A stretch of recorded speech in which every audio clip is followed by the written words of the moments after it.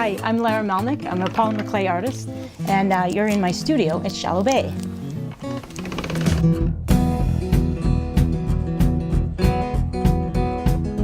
I used to work in real clay when I was a little kid. I used to just dig it out of the backyard, and I found it kind of hard to work with. I didn't have a kiln and all the rest of it. So when I was about 12, my brother bought me this magic stuff, because you can make little tiny figurines and sculptures with it, and that's what I originally started to do. It's a man-made clay. I kind of describe it to people like acrylic paint, but in a clay form. It has a great ability to stretch, and you can get very fine definition in your designs, and it doesn't dry out. You have to bake it. I never began to make my own beads until midway through university, and the first ones that I made, they were not very professional looking. So I would say I've taught myself quite a bit since then. I would say the main thing I did, and the thing that I began doing initially, was making canes. And canes are, they're a combination of different colors that are layered around each other, wrapped around each other. They can be simple canes, flowers, or just simple spirals.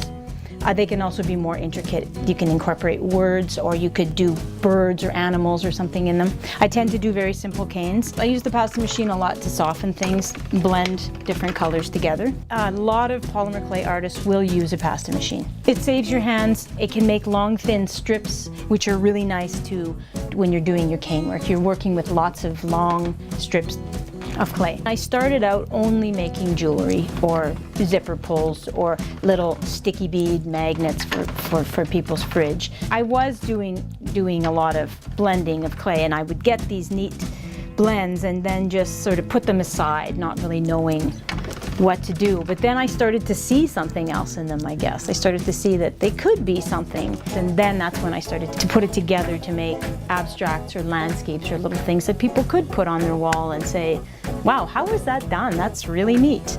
I'm kind of just making things that are fun and can cheer you up. A little guy like this sitting on your computer, that's pretty great. Taking part in craft fairs for the last 12 years and the Fireweed Market for the last 8 or 9 years, I would say it definitely has grown. It was very good when we started, but they just seem to be getting better and better. There's more little craft fairs, which are great. It's nice if you're not into the rush of one-day spruce bog, 2,000 people, right? Some people love that, but other people want a more relaxed shopping environment. By being able to do what we're doing, like having our own little business, being able to do that in the Yukon allows us to live the lifestyle that we have. We want to live in a small cabin. We have for the last 12 years. And we have our own flexible hours. We can choose to go out and enjoy the place we live in. Some nights we might be working till 10 o'clock, but that's what we chose, and we're able to do it. We're supported by Yukoners. I'm not sure that would be possible everywhere in Canada. There's obviously other strong artistic communities, but this is definitely one.